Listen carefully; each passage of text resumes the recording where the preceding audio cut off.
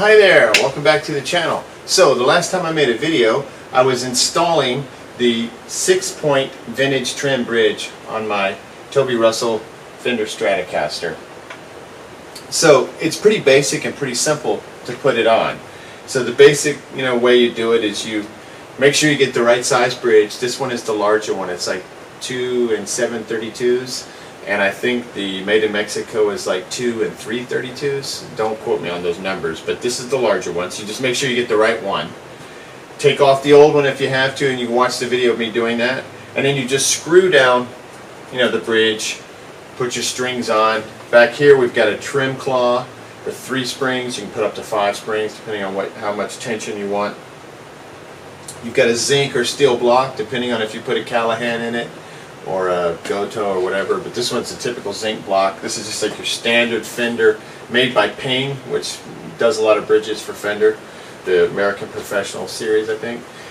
So anyway, you got your springs, you got your block, you got your bridge. Your strings go on, you get it in tune, and you rough everything in. Now, everything was okay, but I had read that you're supposed to get about 1/8 of an inch on the back end of a floating trem.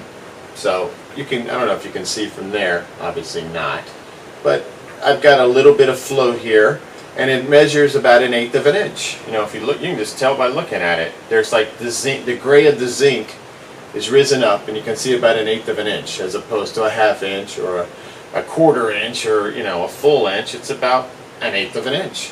And the way that I did that, I went looking, and I found on the fretboard site, it's a forum out of the UK, somebody on there was, how do you fine-tune this bridge adjustment so make sure you get this 1/8 of an inch, for the float.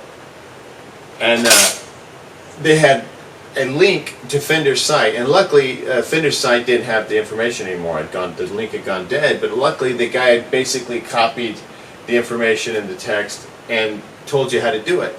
So I'm going to quickly tell you how to do it. It's really cool. Alright, so say you've put your bridge on. You've installed your 6-point bridge. You put your strings on, you've roughed it in, and you're trying to get this thing set up properly, right? That's basically what I was doing a couple days ago. A few days before 4th of July. Whatever day I made that video, I put it together. Played with it for a few days, and then, started seeing the little issues, and that's when I came up with this. So you want it to have 1/8 of an inch float. Alright, the easiest way to get there is once you've got everything set up, you got your trim claw pretty much where you want it, and that's in a whole other story. You got your springs on, your block is in place. After I put mine together and I went home and played it, so I'm just strumming along acoustically. That's really important, just to feel, what is the guitar putting out acoustically into the room, and what does it feel like? It felt really good, and it was holding tune fairly well. Friend of the channel, Helix World, has a lot of extra instructions on intonation, and you can tell that he gets his guitars intonated properly. So it's roughed in right now. I've got it pretty good, but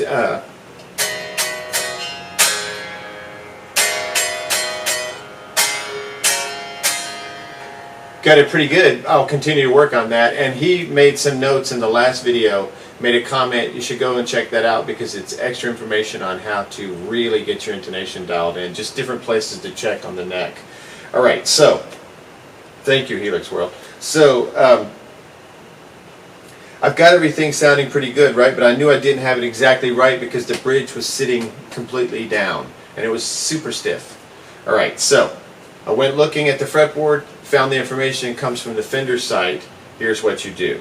Alright, so once you get the thing set up, you drop your little spring in if you use one, wind your arm down, and I did use one, by the way, and it works better. I like the spring. Once you get the arm down and you're comfortable with where it is, you're going to roll the arm back towards the jack plate. I've rolled mine all the way back, towards the back end of the guitar. Now, once you do that, or before you do that, doesn't matter which, you're going to take your screwdriver, and make sure you use a large screwdriver. These are big screws, so you can strip out your screws if you don't, get the right size. So you're going to kind of work around the strings. Got to be careful you don't break your strings doing it. But you're going to, lift up like a 1/4 to a 1/2 turn all the way around so that it relaxes the metal plate on the bridge. Then With that happen, now let me get to this. There's a couple of little details, but overall, all you have to really do is just press this down. You're going to press it down all the way to the body, and once you press it down to the body, you're going to tighten that first E string screw, the one that's on, either side. Maybe I'll do the heavier E, because that's holding down more tension. So you're going to screw that all the way down, really taut to the body. Same thing on this side, still holding that trim bar down, so that you're really pushing this down to the guitar, and that's where it's holding it. Then you let it up. Now you'll notice that it has the exact perfect amount of 1/8 of an inch clearance. And then what you can do with the other 4 screws, this is just what I did. The next one in on both sides, I just tightened down a little bit more. I tightened it down all the way and then backed off about a 1/4 turn. Then the 2 middle screws, I backed off just a bit more, and that gave me exactly the amount of tension that I need. It's still kind of tight. I actually prefer a tighter trim, but I'm getting enough on the up as well now, instead of it being kind of down and then hitting the deck.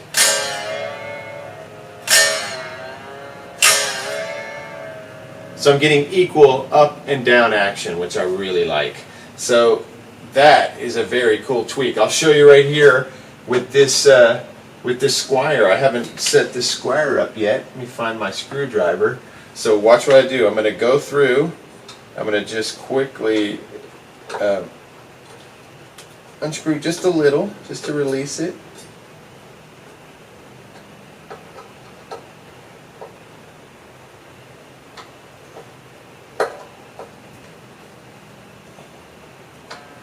Some of these screws are on here too tight. Too tight.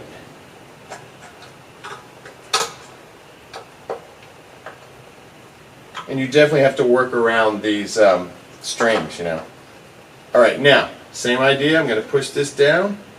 I'm going to hold it down as I tighten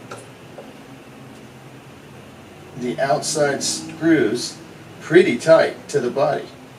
Look at them way down there. Same thing with this first string, this first screw, what I call the E string screws.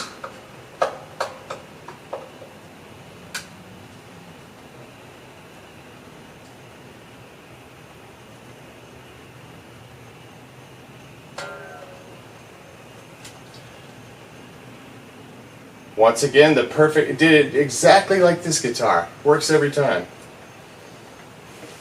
And so in here, I can loosen up some of these middle ones a little bit to get a little more play. And I had put an extra string at one point on this, an extra spring on one point on this. I'm going to try taking that spring off and seeing if it makes the trim work a little better. Now I'm loosening the one side where I'm taking the spring off, but I'm not loosening the other, and that way I'll be able to go right back to where I was without losing my place. Alright, so I took that spring off.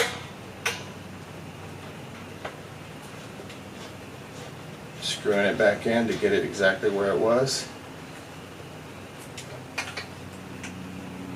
Wow, look at that. It's exactly right. Looks just like my Limba Strat now. That quick. That'd probably be all out of tune because I messed around with those screws.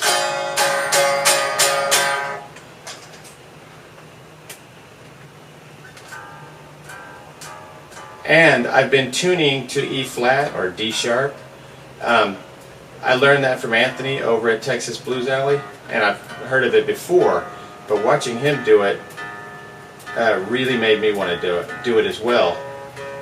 And man, does it sound great on the Strat.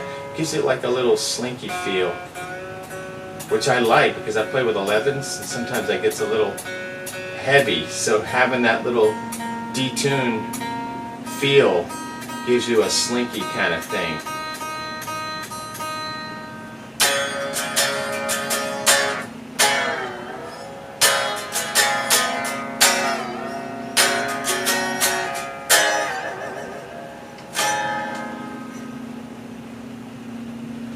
cool. Ooh, not holding tune, but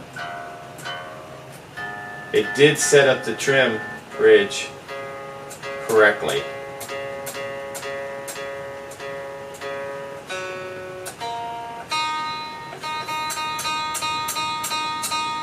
Probably need some new strings too.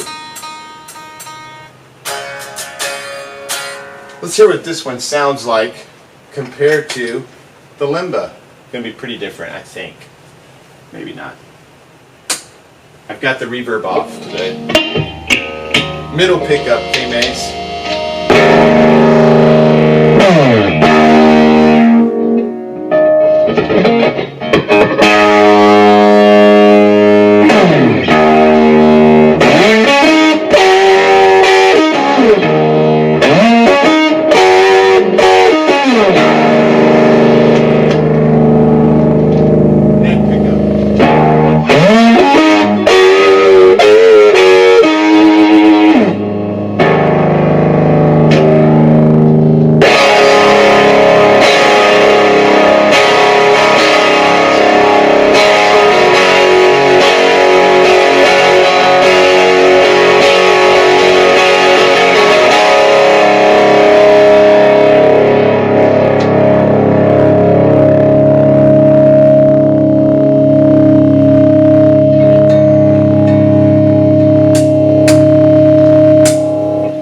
So that sounds good, and it feels good, which is important. This is my backup live guitar, one of them, and it's the guitar that got me into Strats. All right, so let's see.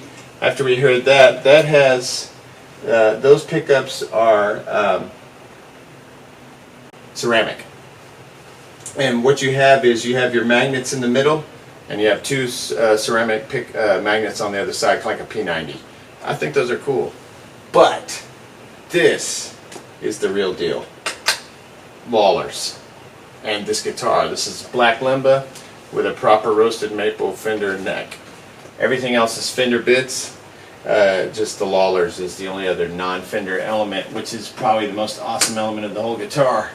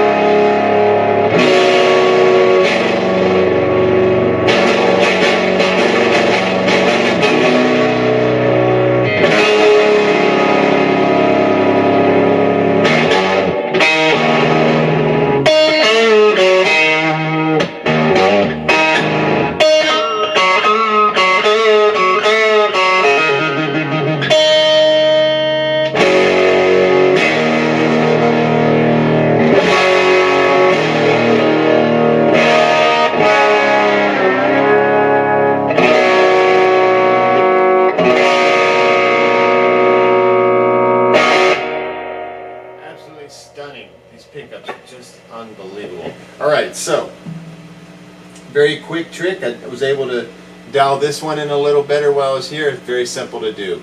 You just unscrew it a little bit so it's loose, press the arm down, tighten up these two outside screws first while you have the arm pressed down.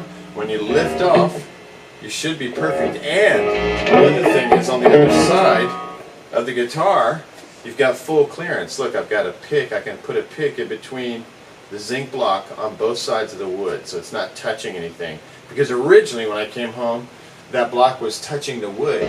So when I would, go to play, I could feel this kind of weird vibration that felt more unnatural than like the kind that comes from coupling the guitar just right.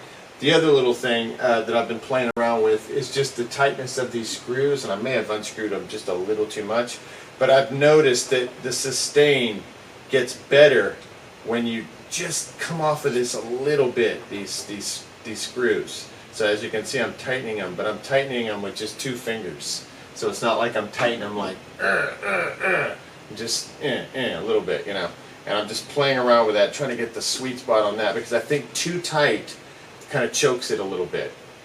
Alright, man, I'm telling you, go out and get you some Lawlers, because these things will transform your guitar. I can't speak for the Black Faces. I know they're good. Another friend of the channel who seems like they really know a lot about Lawlers said that these belong to the way. Next time.